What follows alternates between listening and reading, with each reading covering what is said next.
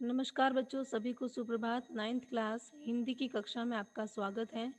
आज मैं आपको हिंदी की किताब कृतिका भाग 1, हिंदी की जो आपकी दूसरी किताब है कृतिका, उसका पाठ 2 पढ़ाने जा रही हूँ, जिसका शीर्षक है मेरे संग की औरतें।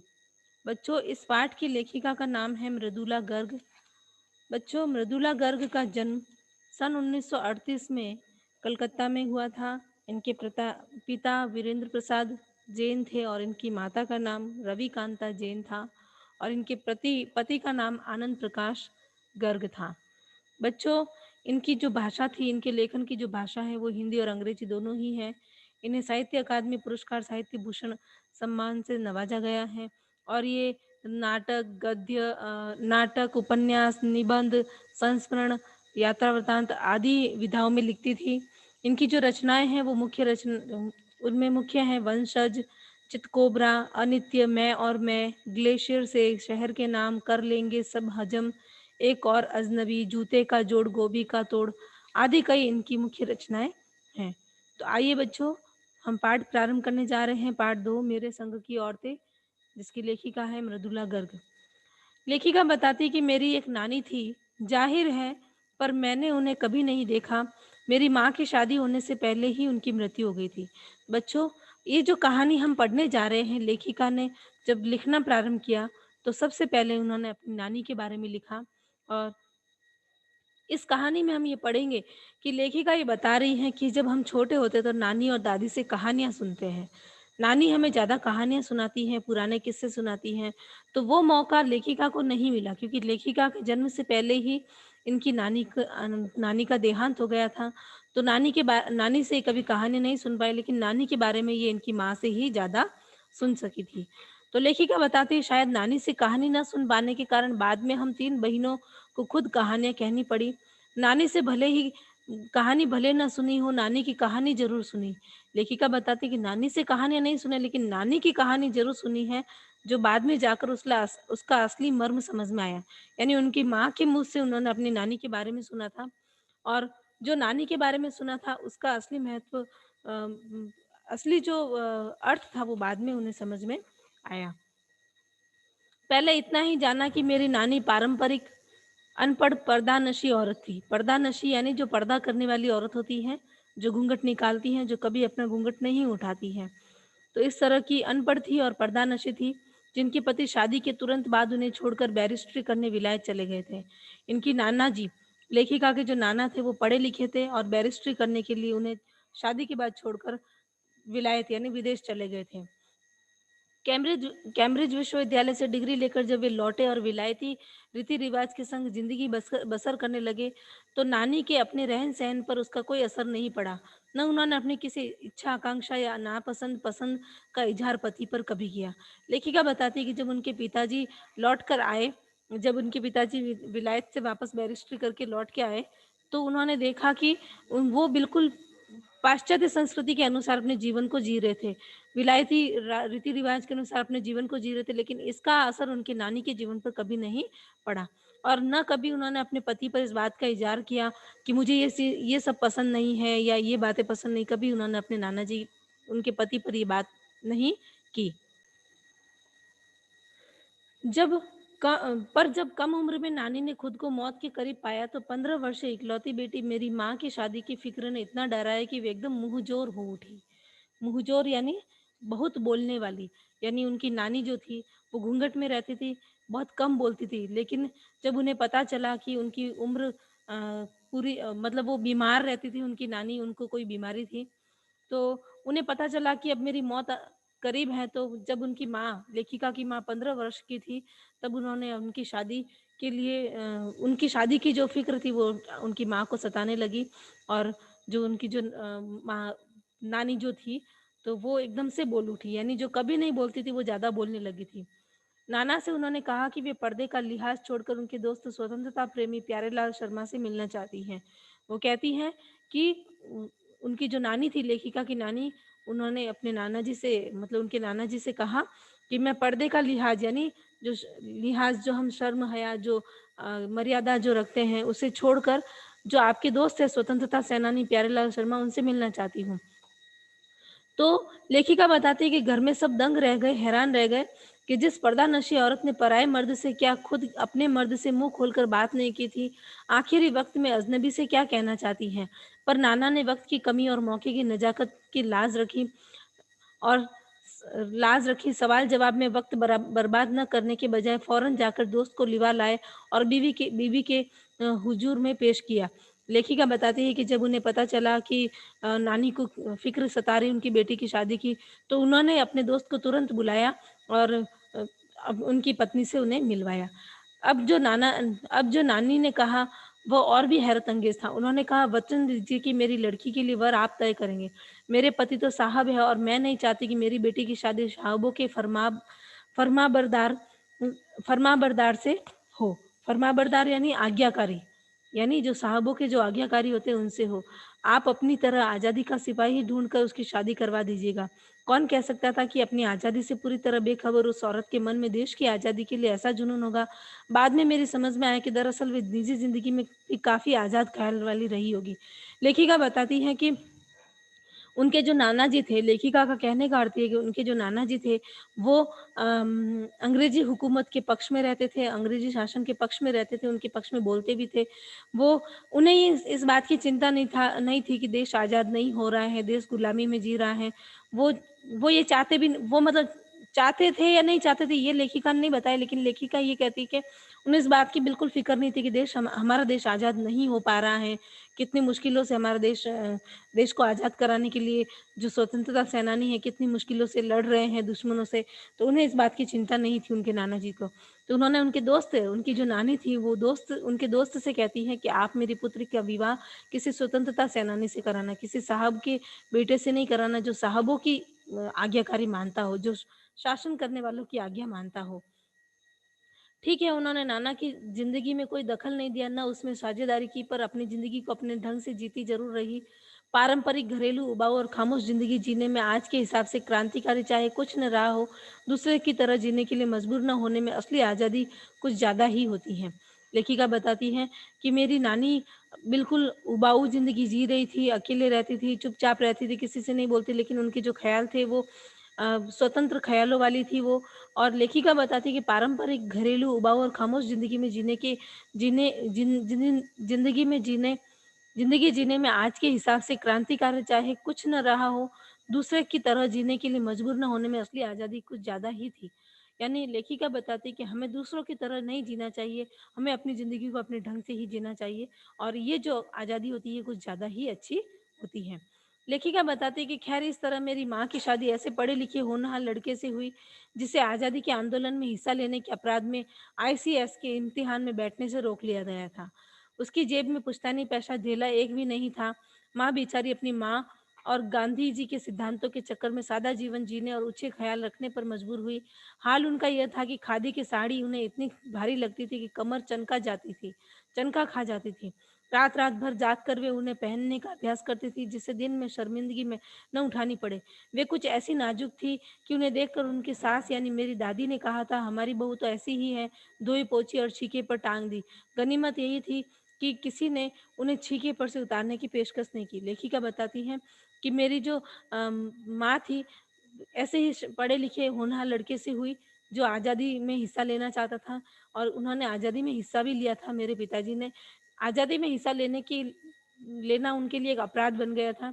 अंग्रेज़ हुकूमत ने उन्हें आईसीएस की परीक्षा में बैठने से मना कर दिया था। उस समय उनके पास में बिल्कुल पैसा भी नहीं था और पुश्तैनी पैसा यानी जो विरासत में मिला हुआ था, वो भी उनके पास नहीं था। उनकी जो माँ थी, लेखिका की माँ, उनकी नानी के समान ही गांधी जी के सिद्धांतों पर चलती थी और सादा जीवन जीती थी, ऊँचे ख़्याल रखती थी, लेकिन मजबूर भी बहुत थी क्योंकि वो कुछ नहीं कर सकती थी। और उनकी माँ खादी की साड़ी पहनती थी, खादी की साड़ी बहुत मोटी भी होती जिससे कमर में मोच भी आ जाती थी। तो लेखिका बताती कि उनकी माँ रात-रात भर जागकर साड़ी पहनने का अभ्यास करती थी ताकि दिन में ऊट-पटांग से साड़ी ना पहने और शर्मिंदगी महसूस ना हो। लेखिका बताती है कि क्यों नहीं की, उसकी 2 वजह थी। पहली यही कि हिंदुस्तान के तमाम बाशिंदों की तरह उनके ससुराल वाले भी साहबों से खासे अभिभूत थे और मेरे नाना पक्के साहब माने जाते थे। लेखिका बताती कि जो उनकी माँ के ससुराल वाले जो लेखिका के दादा के परिवार वाले लोग थे, वो भी साहबों के खासे खासे अभिभूत, यानी जो साहब लोग जो थे, जो अंग्रेज सरकार थे, उनके अच्छे खासे अभिभूत थे, उनसे उनसे ज़्यादा मिलते-जुलते रहते थे। उनके नाना भी, लेखिका के नाना भी इसी तरह के साहब थे जो अंग्रेज़ों से ज़्यादा मिलते-जुलते रहते थे। लेखिका बताती हैं कि बस जात से वे हिंदुस्तानी थे, बाकी चेहरे-मोहरे, रंग-ढंग, पढ़ाई-लिखाई सब में अंग्रेज़ थे। दादा के परिवार वाले और नाना के परिवार वाले सब इसी तरह से अंग्रेज़ों की तरह ही रहते थे। रहते वो हिंदुस्तानी थे जाति से, लेकिन सब बाकी सब उनका अंग्रेज़ों की तरह था। मज़े की बात ये थी कि हमारे देश में आज़ादी की जंग लड़ने वाले ही अंग्रेज़ों के सबसे बड़े प्रशंसक थे। गांधी, नेहरू हो या मेरे पिताजी के घरवाले। भले लड़का आज़ादी की लड़ाई लड़ते जेब खाली करे और शोहरत सिर शोहरत सिर करता रहे, दबदबा उसके साहबी ससुर का ही था। एक आन बान शान वाले साहब ने उनके सिर फिरे लड़के को अपनी नाजुक जान लड़की सौंपी। उससे रोमांचक क्या कोई परिकथा होती है? नानी की सनक भरी आखिरी ख्वाहिश और नाना की रजामंदी, वे रोमांचक रोमांचक उपकथाएं थी जो कहानी के तिलिस्म को और गाढ़ा बना चुकी थी। तिलिस्म यानी जादू। दूसरी वजह माँ की अपनी शख्सियत थी। उनमें खूबसूरती, नज़ाकत, गैर दुनियादारी के साथ ईमानदारी और निष्पक्षता कुछ इस तरह घुली-मिली थी कि वे परिजात से कम जादुई नहीं मालूम पड़ती थी। उनसे ठोस काम करवाने की कोई सोच भी नहीं सकता था। हाँ, ठोस और हवाई काम के लिए उनकी ज़बानी राय ज़रूर माँगी जाती थी और पत्थर की लकीर की तरह निभाई भी जाती थी। लेखिका बताती हैं कि मेरी माँ किसी बीमारी से ग्रसित थी। इस कारण से वो घर का काम नहीं कर पाती थी और घर के लोग उनसे कोई काम करवाते भी नहीं थे। लेकिन उन्हें वो खूबसूरत भी थी, नाज़ुक सी भी थी, गैर दुनियादारी रखती थी लोगों से, ईमानदारी भी थी, निष्पक्ष फैसला लेती थी। घर में कोई काम करना होता था तो लोग उनकी राय ज़रूर मानते थे और उनकी बात पत्थर की लकीर के समान होती थी। इस तरह से लेखिका बताती है कि मैंने अपनी दादी को कई बार कहते सुनता था, हम हाथी पे हल ना जुतवाया करते, हम हम पे बैल है। बचपन में ही मुझसे इस जुमले का भावार्थ समझ में आ गया था। जब देखा कि हम बच्चों की ममतालु परवरिश के मामले में माँ के सिवा घर के सभी प्राणी मुस्तैद रहते हैं। मुस्तैद यानी तैयार। दादी और उनकी जिठानियाँ ही नहीं, खुद मर्द जात भी, पिताजी भी। लेखिका बताती हैं कि हम हाथी पे हल न जुतवाया करते, हम पे बैल हैं। लेखिका कहती है कि हमारी दादी ऐसे कहती थी कि हाथी कभी हल नहीं जोतता है, हल जोतने के काम तो केवल बैल ही आता है। इसीलिए कि मुझे इस बात की ये जो बात मुझे बचपन में ही समझ में आ गई थी, क्योंकि माँ जो थी वो बिल्कुल नाजुक सी थी और किसी बीमारी से पीड़ित थी, तो वो हमारी देख-रेख भी नहीं कर पाती थी और घर में हमारी जो देख-रेख होती थी वो माँ के ममता के अलावा माँ के अलावा घर के सभी लोग हमसे बहुत प्रेम करते थे, हमें हमारी बहुत अच्छे से परवरिश करते थे। दादी की जिठानियाँ और घर में जितने भी पुरुष लोग थे वो भी हमारी बहुत अच्छी परवरिश करते थे। लेखिका बताती, पर ठोस काम न करने का ये मतलब नहीं था कि माँ को आज़ादी का जुनून कम था। वह भरपूर था और अपने तरीके से वे उसे भरपूर निभाती रहती थी। ज़ाहिर है कि जब जुनून आज़ादी का हो तो उसे निभाना भी आज़ादी से चाहिए। जिस चीज़ से पूछकर उसके तरीके से नहीं, खुद अपने तरीके से। हमने अपनी माँ को कभी भारतीय माँ जैसा नहीं पाया, ना उन्होंने कभी हमें लाड किया, ना हमारे लिए खाना पकाया, ना अच्छी पत्नी बहू होने की सीख दी। कुछ अपनी बीमारी के चलते भी वे घर-बार नहीं सँभाल पाते थे, पर उसमें ज़्यादा हाथ उनकी अरुचि का था। उनका ज़्यादा वक़्त किताबें पढ़ने में बीतता था, बाकी वक़्त साहित्य चर्चा में या संगीत सुनने में, और वे ये सब बिस्तर पर लेटे-लेटे किया करती थी। फिर भी जैसा मैंने पहले कहा था कि हमारे परंपरागत दादा-दादी या उनकी ससुराल के अन्य सदस्य उन्हें न नाम धरते थे, न उनसे आम औरत की तरह होने की अपेक्षा रखते थे। लेखिका बताती है कि माँ बीमार रहती थी, उन्हें केवल किताबें पढ़ना अच्छा लगता था, संगीत सुनना, तो अपना ये सारा काम वो बिस्तर पर लेटे-लेटे करती थी और घर के कोई लोग उनसे कोई काम के लिए नहीं कहते थे और ना ही उनसे किसी काम की अपेक्षा वो रखते थे। उनमें सबकी इतनी श्रद्धा क्यों थी, जबकि वह पत्नी, माँ और बहू के किसी प्रचारित कर्तव्य का पालन नहीं करती थी। लेखिका बताती है, फिर भी इतना सब कुछ वो कुछ भी नहीं करती थी, अपने किसी भी कर्तव्य का पालन वो नहीं करती थी, फिर भी घर के सभी लोग उन्हें बहुत मानते थे, सबकी उनके प्रति बहुत ही श्रद्धा थी। लेखिका बताती है कि साहबी खानदान के रौब के अलावा मेरी समझ में 2 कारण आए हैं। वे कभी झूठ नहीं बोलती थी और वे एक एक की गोपनीय बात दूसरे पर ज़ाहिर नहीं करती होने देती थी।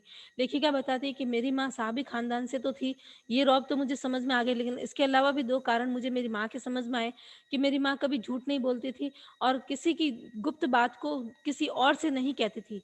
एक की गुप्त बात किसी दूसरे से नहीं कहती थी, सबकी बातों को अपने अंदर ही रखती थी। पहले के कारण उन्हें घरवालों का आदर मिला हुआ था, यानी वो कभी झूठ नहीं बोलती थी, इसलिए उन्हें आदर मिला हुआ था। दूसरे के कारण बाहर वालों की भी दोस्ती, और दूसरी बात ये कि वो किसी की गुप्त बात को किसी और से नहीं कहती थी, तो इस बात से भी वो बाहर वालों की भी दोस्त बनी हुई थी। दोस्त भी हमारी भी थी, माँ की भूमिका हमारे पिता बखूबी निभा देते थे। मुझे याद है बचपन में भी हमारे घर में किसी की चिट्ठी आने पर कोई उससे ये नहीं पूछता था कि उसमें क्या लिखा है, भले एक वह बहन की हो, बहन की दूसरी बहन के नाम क्यों न हो, और माँ ये जानने को बेहाल हो कि बीमारी से वह उभरी या नहीं। छोटे से घर में 6 बच्चों के साथ सास-ससुर आदि के रहते हुए भी हर व्यक्ति को अपना निजत्व बनाए रखने की छूट थी। इसी निजत्व बनाए रखने की छूट का फ़ायदा उठाकर हम 3 बहनें और छोटा भाई लेखन के हवाले हो गए। लीक से खिसके अपने पूर्वजों में माँ और नानी ही रहती होती तो गनीमत रहती, पर अपनी एक परदादी भी थी जिन्हें कतार से बाहर चलने का शौक था। अब लेखिका बताती कि माँ और नानी तो काफी थी, लेकिन मेरी एक परदादी थी जिन्हें कतार से बाहर चलने का शौक था। उन्होंने व्रत ले रखा था कि अगर खुदा के फजल यानी फजल का अर्थ होता है गर्ल्स, दया। खुदा के फजल से उनके पास कभी 2 से ज़्यादा धोतियाँ हो जाएगी तो वे तीसरी दान कर देगी। मेरी दादी ऐसी थी जो बिल्कुल हट के थी। यदि उनके पास 2 के अलावा तीसरी धोती हो गई तो 2 वो 1 वो किसी को दान कर देगी। जैन समाज में अपरिग्रह यानी किसी चीज़ का संग्रह न करना। अपरिग्रह की सनक बिरादरी बाहर हरकत नहीं मानी जाती, इसलिए वहाँ तक तो ठीक था। पर उनका असली जलवा तब देखने को मिला जब मेरी माँ पहली बार गर्भवती हुई। लेखिका बताती हैं कि मेरी परदादी का जलवा जो था, असली जलवा, वो उस समय समझ में आया कि जब मेरी माँ पहली बार गर्भवती हुई। मेरी परदादी ने मंदिर में जाकर मन्नत मांगी कि उनकी पतोहू यानी पोते की बहू, पतोहू का पहला बच्चा लड़की हो। ये गैर रवायती मन्नत मांगकर ही उन्हें चैन नहीं पड़ा। उसे भगवान और अपने बीच पोशीदा रखने के बजाय सरेआम उसका ऐलान कर पोशीदा यानी गुप्त बात रखने के बजाय उन्होंने इस बात का सरेआम ऐलान कर दिया था कि मैंने भगवान से मेरी बहू के लिए, मेरी पोते की बहू के लिए बेटी मांगी है। लोगों के मुंह खुले के खुले रह गए, उनके फितूर की कोई जवाब वाजिब वजह ढूंढे न मिलती। लेखिका बताती हैं कि उनके जो फितूर थे, उनका उनका जो पागलपन था मेरी दादी का, उसका कोई वाजिब जवाब नहीं था, उसका कोई वाजिब वजह नहीं मिलती थी। यह भी नहीं कह सकते थे कि खानदान में पुश्तों से कन्या पैदा नहीं हुई थी, इसलिए माँ जी बेचारी कन्यादान के पुण्य के अभाव को पूरा करने के चक्कर में थी, क्योंकि पिताजी की ही नहीं, दादाजी की भी बहनें मौजूद थी। हाँ, पहला बच्चा हर बहू का बेटा होता था। खैर माँ जी ने अपनी तरफ से कोई सफाई नहीं दी, बल्कि बदस्तूर का अर्थ होता है बच्चों, नियम से, बल्कि नियम से मंदिर जाकर मन्नत दोहराती रहती थी। दादी तो क्या करती थी, कुछ भी नहीं करती थी। प्रतिदिन का नियम था, मंदिर जाती थी और वही मन्नत रोज दोहराती रहती थी। पूरा नुक्कड़ गांव जानता था कि माँ जी का भगवान के साथ सीधा साधा तार जुड़ा हुआ है, बेतार का तार, जैसे बेतार का तार होता है वैसे ही। इधर वह तार खींचती, उधर टन से तथास्तु बजता। मेरी दादी तो तैयार हो गई थी, मर्तबा यानी बार, पहली बार में ही तैयार हो गई थी कि गोद में खेलेगी तो पोती ही खेलेगी। पर माँ जी की आरज़ू किस कदर रंग लाएगी उसका उन्हें भी गुमान न रहा होगा। लड़की की गैर वाजिब जुस्त जुस्तजू लड़की की गैर वाजिब जुस्तजू यानी इच्छा सुनकर भगवान कुछ ऐसी अफरा-तफरी में आ गए कि एक न दो पूरी 5 कन्या एक के बाद एक धरती पर उतार दी। भगवान को क्या कहे, माँ जी के सामने तो नामी चोर भी अफरा-तफरी में आ जाते थे। माँ जी और नामी चोर का किस्सा होश संभालने के बाद मैंने कई बार सुना था। चोर के दीदार की खुशनसीबी भी हाथ आई थी। लेखिका बताती हैं कि परदादी परदादी ऐसी थी जिनके सामने चोर भी सुधर जाते थे। चोर भी चोरी करना भूल जाते थे, चोर भी वहाँ से सुधर कर जाता था। तो लेखिका परदादी का वो किस्सा सुना रही हैं कि उस समय घर में चोर आया था और वो किस तरह से सुधर गया।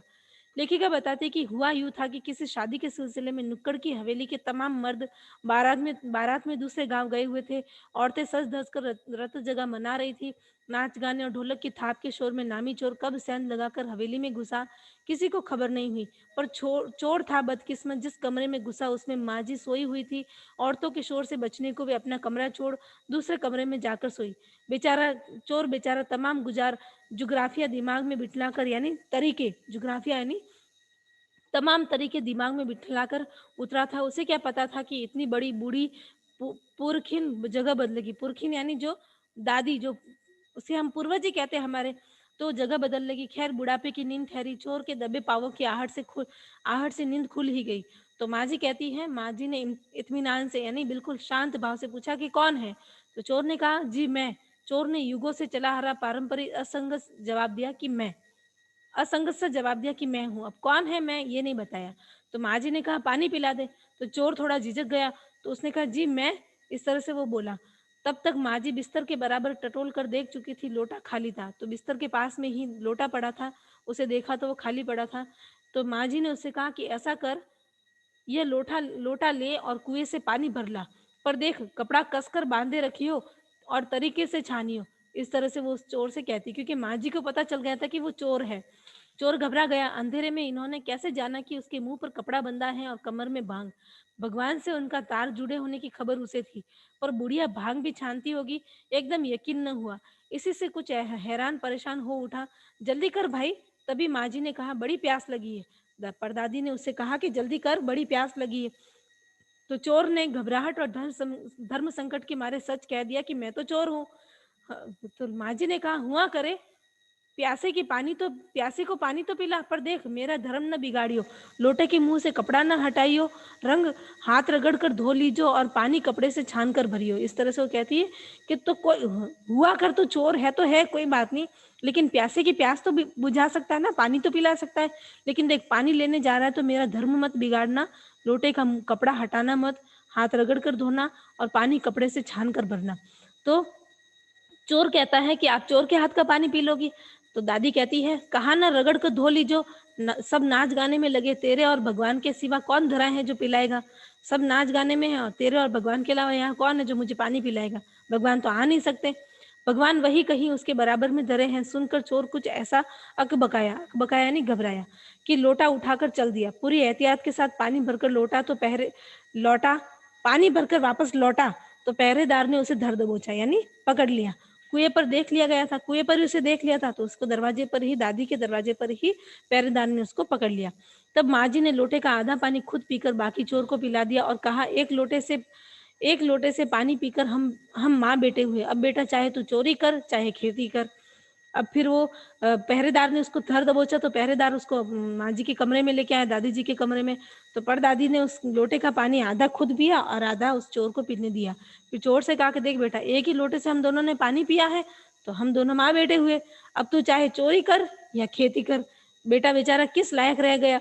सो रोमांचक धंधा यानी चोरी करने का काम छोड़कर खेती से लग गया। तो उसने चोरी का काम उस दिन से छोड़ दिया और वो खेती बाड़ी में लग गया। सालों साल लगा रहा और जीवन भर वो खेती बाड़ी में लगा। लेखिका बताती कि जब मैंने उसे देखा तो बड़ा भला मानुस बूढ़ा लगा मुझे, डरा डरा सा और हैरान सा। अब खानदानी विरासत कहिए या जीवाणुओं का प्रकोप, उन दो सनकी बुढ़ियों के बीच मैं अच्छी फंसी। एक तरफ माँ जी के चलते अपनी लड़की होने पर कोई हीन भावना मन में नहीं उपजी, दूसरी तरफ नानी के चलते देश की आजादी को लेकर नाहक रोमानी ही रही।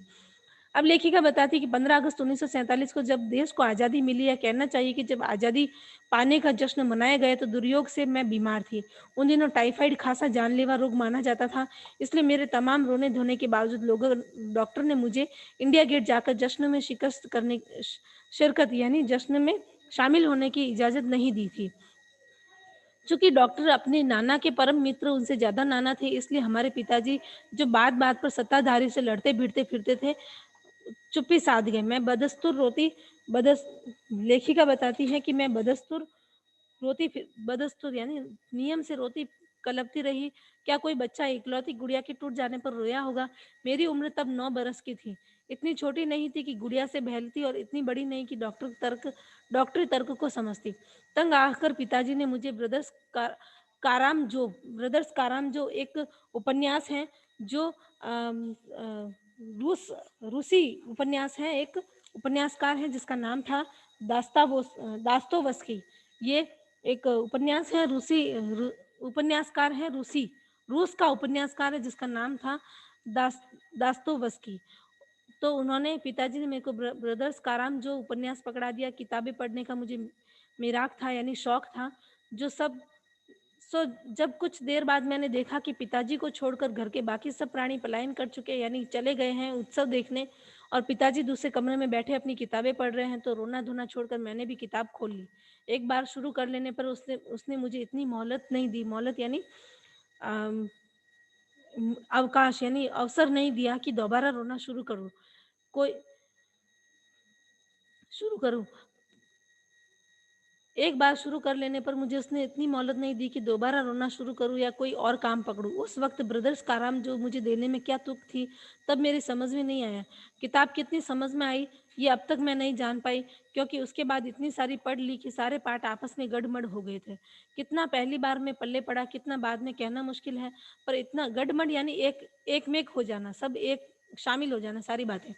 पर इतना विश्वास के साथ कह सकती हूँ कि उसका एक अध्याय जो बच्चों पर होने वाले अनाचार, अत्याचार पर था, मुझे पहली बार में ही लगभग कंठस्थ हो गया था। उम्र के हर पड़ाव पर वह मेरे साथ रहा और मेरे लेखन के एक महत्वपूर्ण भाग को प्रभावित करता रहा।